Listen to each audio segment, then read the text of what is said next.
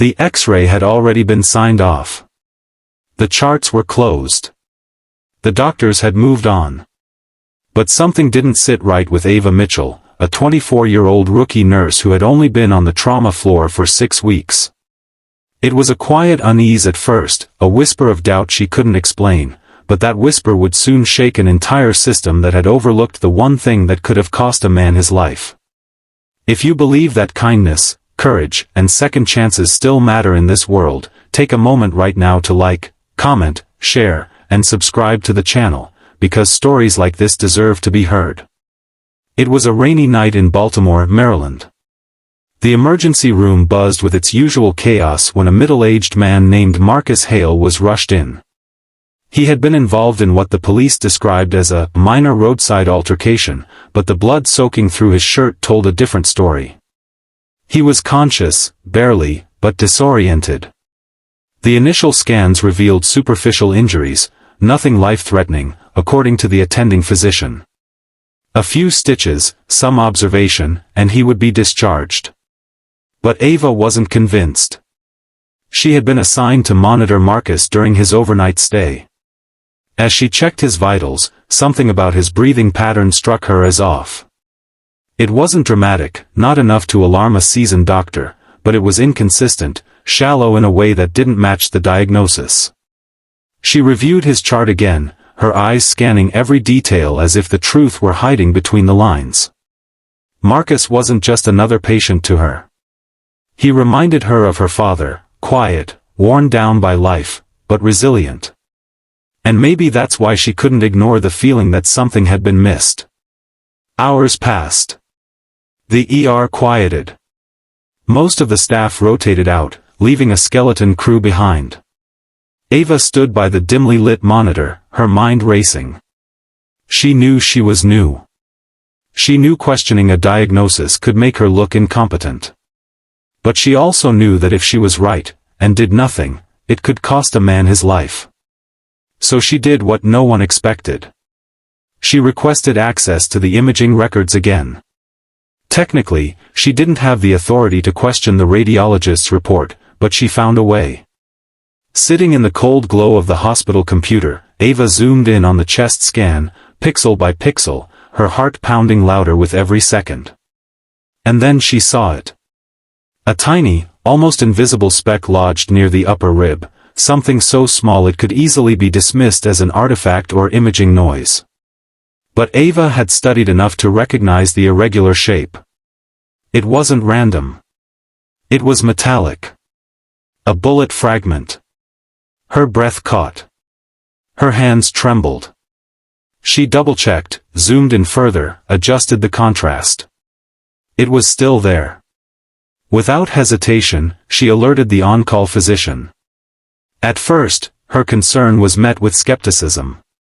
She was new, after all. Inexperienced. But something in her urgency forced them to take another look. Within minutes, the room shifted from calm to controlled chaos. Marcus was rushed back for emergency imaging. This time, the fragment was confirmed. It had lodged dangerously close to a major artery, just millimeters away from causing catastrophic internal bleeding. If left untreated, it could have shifted at any moment. The surgery that followed was delicate, intense, and narrowly successful. By morning, Marcus was stable. But that wasn't the end of the story. 2 days later, something unexpected happened. Men in dark suits arrived at the hospital. They weren't family. They weren't media. They carried credentials that immediately commanded attention, federal, high-level, and unmistakably serious. The hospital administration was pulled into private meetings. Security tightened. Staff whispered in confusion. Ava had no idea what was happening, until she was called into the chief medical officer's office. Her hands were cold as she stepped inside. The room was filled with unfamiliar faces, their expressions unreadable. One of the men stepped forward, introducing himself calmly but firmly. He explained that Marcus Hale was not who he appeared to be. Marcus was a former defense contractor who had worked on classified military projects. The roadside altercation wasn't random, it was an attempted assassination. And the bullet fragment Ava had discovered? It wasn't just dangerous, it was evidence. Critical evidence. The fragment contained unique markings tied to a weapon under federal investigation. Without it, the case would have gone cold. The attackers would have disappeared without a trace. But because of Ava's instincts, because she chose to trust her gut over her fear, the fragment had been recovered. And everything changed. The man looked at her with a rare sincerity and told her that her actions didn't just save a life, they potentially prevented a larger threat.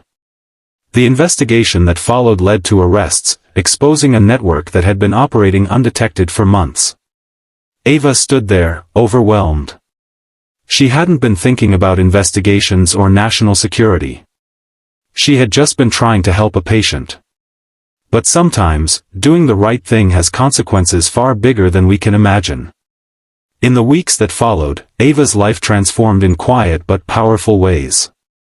She was recognized within the hospital, not with loud celebrations, but with a deep, earned respect. Doctors who once overlooked her now listened. Colleagues who barely noticed her now sought her opinion. But more importantly, Ava found something within herself. Confidence. Not the kind that comes from praise, but the kind that comes from knowing you stood your ground when it mattered most. Marcus recovered slowly. When he was finally strong enough to speak, he asked to meet the nurse who saved his life. When Ava walked into his room, there was a moment of silence, one filled with gratitude too deep for words. He didn't need to say much. The look in his eyes said everything.